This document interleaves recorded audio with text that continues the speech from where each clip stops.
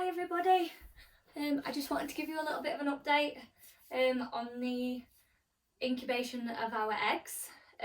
This is our little incubator. We've got 6 eggs on the front row, 4 on the back. They are actually duck eggs. The incubation period is going to be 28 days, so this is day number 1. We did have to switch the incubator on before putting the eggs inside for a good few hours to make sure it was up to temperature. The eggs were delivered to us from Lawns Farm, which is local to my house. So thank you to my friends at Lawns Farm again. We've got a chart here, so we'll be able to track exactly what we need to do, which includes every couple of days checking that inside there are 2 little holes. We have to make sure that one of them is filled up 3/4 of the way with water. And that helps with something called humidity, to just make sure it's exactly the right type of environment inside the incubator. We also have to 3 times a day, because this is not a self-turning incubator, we have to turn the incubator. So in the morning we tip it 45 degrees this way, and then midday back to the middle, and then later on in the day tip it 45 degrees the other way, and that's just to make sure that whatever is growing inside the eggs is moved around, gets equal temperature, and nothing sticks to those shells. So it makes it a little bit more like if they were in the nest and their mum was sitting on them to keep them warm.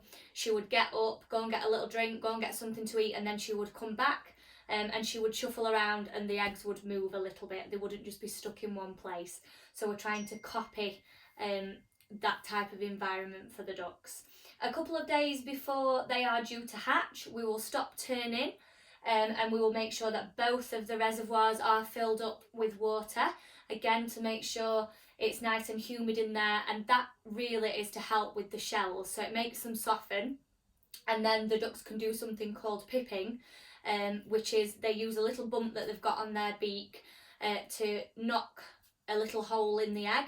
They can take their first breath of fresh air, and then they can spend the next couple of hours cracking the egg, hatching out of the egg, and then they'll stay in the incubator for a little bit longer. When they've come out of the egg, their body will soak up anything else from inside the egg as their first little bit of a meal, and then their feathers, their down, because it's just baby soft fluff, just like on this picture over here, it needs a little bit of time to dry.